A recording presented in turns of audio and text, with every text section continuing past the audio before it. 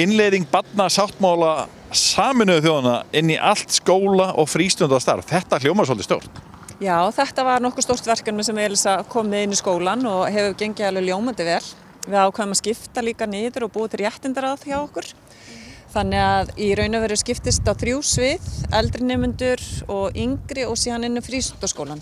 Og það var markvisst unni með, sem sagt, boðorð sáttmálans inn í þessu starfi. Elísa, hvaðan kemur þessi hugmynd? Ég er alltaf að leita hugmyndum og það lenda alltaf í hausnum á mér og mér dettur í hug, já, þetta getur verið sniðugt. Við vorum að leita leiðum til þess að bæta líðan í skólanum og styrkja fjölmenninguna og mér fannst þetta verkefni bara passa alveg ótrúlega vel við okkar skóla og þess vegna ákveðum við að prófa þetta. Og krakkarnir og kennararnir og allir hafa tekið rosalega vel í þetta. Þetta er náttúrulega langtíma verkefni, við erum byrjuð, þetta fór mjög sterkt á stað, við erum með stærsta réttindaráð á Íslandi. Ótrúlega virk og í rauninni erum við bara að reyna að bæta líðan allra og allir hafi rödd í skólanum.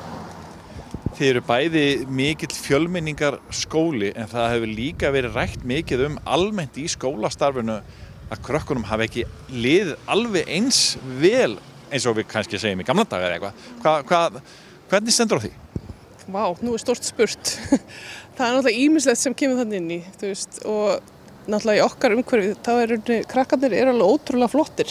Þetta er eiginlega frábær skóla að vinna í og krakkarnir taka svo vel á móti öllum og við erum að reyna að styrkja það að allir séu velkomnir og þannig líður öllum vel að vera bara þeir sjálfur. Og þetta réttindar skólaverkefni bara passar alveg svakalega vel við það. Þetta er orðið svolítið flóknara að reka skóla í dag þegar það eru svona, börn frá hennum ýmsu þjóðum. Já, það er alveg hægt að segja það. Það þarf að taka tillit til margra þátta. Þetta er ekki bara eitt tungumál eða ein siðmenning. Þetta er mjög fjölþætt og já, maður þarf að líta í ansi mörg horn. Hvernig gengur það? Það gengur alveg ágætlega og eins og Elísa segir líka, það er líka því að krakkarnir eru svo meðtekilegir. Við erum alveg þau eru óbúslega jákvæð við breytingar, þau hlusta líka vel, þau eru tilbúin að taka þátt og það er eiginlega, finnst mér eiginlega stærsti kosturinn líka hjá okkur að þau eru svo óbúslega tilbúin að taka á móti einhverju nýju. Fjölbreytileikinn er náttúrulega styrkur og við lítum ekki á það sem eitthvað erfiðleika, við lítum á það sem styrk. En þeirra eru svona mörg tungumál í skólanum. Hvernig gerir þetta? Læra þau íslensku eða eru þau með bæði tungumáli? Þau læra íslensku og þau fara í sérstakt íslensku ver til að gera það og við náttúrulega hvetjum til að tala sitt móðurmál líka en í skólanum tölum við íslensku. Það gengur vel? Já, alveg bara mjög vel. Þannig að þetta er ansi stórt að tala að réttindaskólinn passi vel inn í yfirlýsta stefnu Háleitsskóla að vera fjölmenningaskóli eins og þau sögðu, þar sem allir fá að vera eins og þeir eru. Þetta er svolítið skemmtilegt. Já, við þurfum nefnilega að vera eins og við erum. Það er ekkert gaman að vera eins og allir hinnir.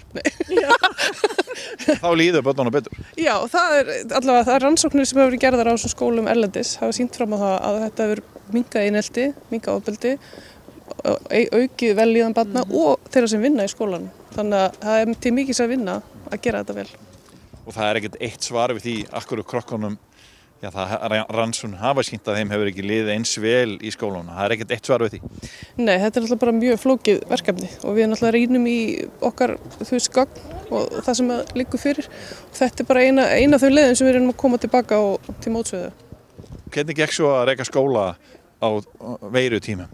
Það gekk nú bara alveg ofboðslega vel. Það komi bara óvart að því að við vorum með skóla þó að eins og ég er á unglingastiginu að þar skiptu bara niður hvenær þau mættu skóla. Þau mættu svona í 2 til 2,5 tíma í senn á hverjum einasta degi og þau mættu bara flest öll. Mjög rólegt yfir unglingastiginu á þessum tíma, sem var gott. En við gátum boðið upp á skólatíma á hverjum einasta degi sem var frábært og það var mjög margir sem nýttu sér það. En þetta var náttúrulega allt öðruvísi, þetta var mjög svona rólegra og minni hópar en ég held við höfum mættið með þessu vel og við gátum. Eru ungmennin ekki móttækileg fyrir breytingum? Jú, þau eru það og þau eru einhvern veginn og þau eru líka tilbúin eins og með réttindaskólann að þau eru svo tilbúin að einhver hlusti á þau líka og þau fá eitthvað að leggja til máluna og það er svo mikilvægt líka. Glæsilegt og til hamingju. Takk fyrir.